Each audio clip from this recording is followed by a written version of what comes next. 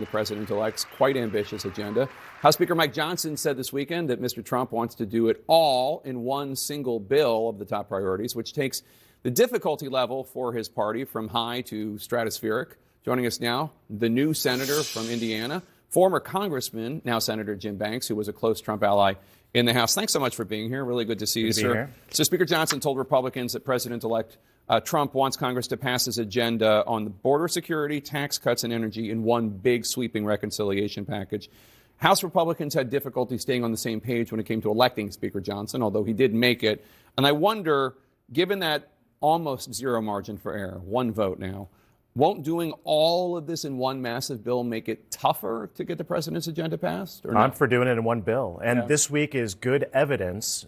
Donald Trump weighed in support of Mike Johnson. I don't think Mike Johnson would be Speaker of the House this morning if Donald Trump wouldn't have weighed in last week, spent political capital to help him get elected on one vote. And to me, that's a positive sign that House Republicans are unified behind Donald Trump, the Trump agenda. They're hearing from our supporters at home. We have to get this done, secure the border, make our military focused on winning and fighting wars and strong again, make the tax cuts on working families permanent, the Trump agenda, get that done as quickly as we can. If it's one reconciliation bill, if it's two, if it's 10, we got to get it done. I think this week proved that we can do that. So in the past, you have been critical a bit of the reconciliation process. Which requires only 51 votes in the Senate instead of the 60-vote threshold. You have said that you've criticized Democrats for passing legislation, quote, on entirely partisan lines, unquote, and trying to, quote, ram a partisan spending bill down the throats of the American people. Not talking about the substance of the bills, but the process. How is this different?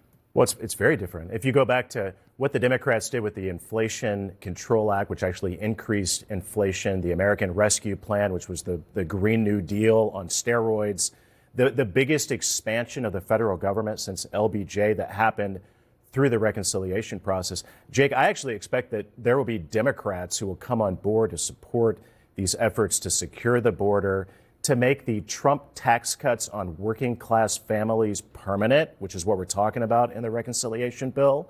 I expect after this last election a historic mandate for President Trump winning the popular vote. Working class voters like my dad, a retired union factory worker that used to vote Democrat, who's now a Trump Republican. The Democrats lost voters like my dad because they're not focused on the issues that Donald Trump is. I expect there could be a number of Democrats who come on board with the reconciliation process and help pass it, because that's what the American people want us to do. And if the Democrats ever want to be competitive again, I expect they'll focus on those issues. So you talk about the Trump tax cuts on working class Americans, but you're not. But the Trump tax cuts are not only for working class Americans; they're for everybody, right? Anybody who pays taxes, including people in higher income brackets like you or me, theoretically, right? I mean, so is it? You're not only talking about having the ones for working class people in that bill. It's all of them, remember, right? Go back to 2017. I was a freshman member of the House, and we passed the Trump tax cuts, making the corporate rates permanent, right? But not the rates on working class families, on the individual rates, the pass-through rates. That's all businesses. That's all incomes levels. Small businesses. I mean, that's what the reconciliation package has to include to make those tax cuts permanent. Otherwise, working class families are going to take a massive hit, they're going to have their taxes raised if we don't make those tax cuts. I'm not advocating one way or the other. I'm just. But I can't. But it's an important point, because I can't imagine that Democrats would vote against that. Well, but my only point is that it's all of the income tax cuts, not just the ones for working class people. I don't think Democrats want to vote against making tax cuts permanent on working class families. But I get your point. Okay. So one other thing I want to ask you about, because we saw two very different violent images in the last week involving current or former members of the U.S. military. In Vegas, there was a decorated active duty Green Beret suffering from post-traumatic stress who took his life by blowing up a Cybertruck outside the Trump Hotel. And in New Orleans, obviously, the horrific terrorist attack carried out by a U.S. Army veteran pledging allegiance to the terrorist group ISIS. You're a veteran. You're on the Senate Armed Services Committee, the Senate Veterans Affairs Committee. What is your reaction to this, the fact that these horrific acts were carried out? And obviously, it's not reflective of military or veterans, but still, these were two people with ties to the military. Yeah, I served in Afghanistan, and those hidden wounds of many of our American veterans in Iraq and Afghanistan are real. We don't know all of the facts about both of these situations. What we do know, at least in the New Orleans attack, I mean, this was a terrorist attack.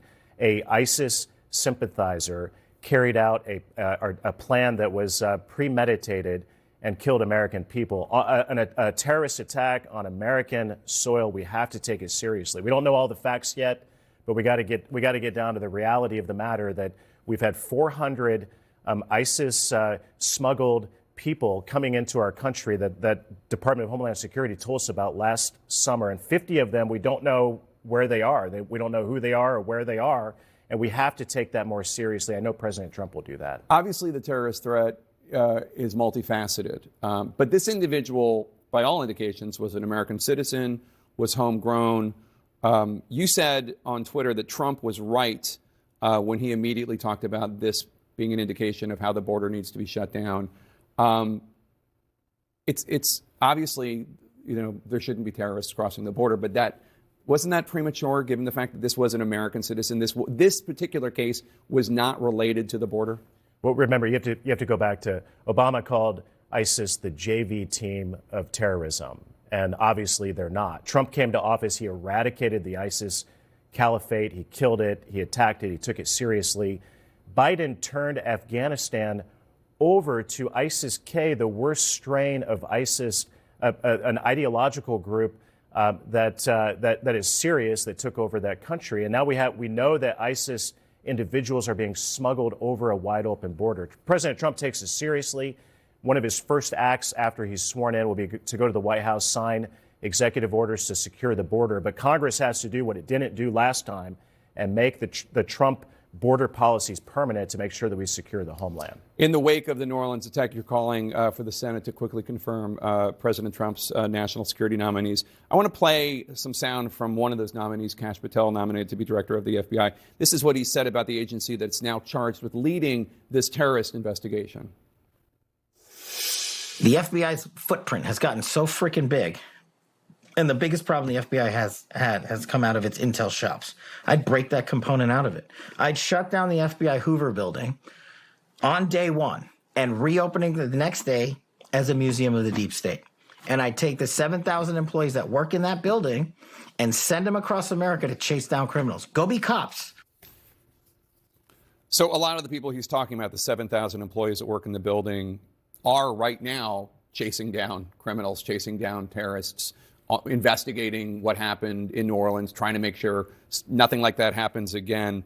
What's your reaction to that? I think Kash is right. I mean, the last 4 years, we've seen the leadership of the FBI be more focused on the political causes of the left, going after parents at school board meetings instead of going after and investigating ISIS members in America. I mean, the Jabbar in New Orleans had ISIS content on his social media account. We should have been more aware of that and planned to stop that attack from happening and going after him. And instead, the FBI has become way too bureaucratic, way too political.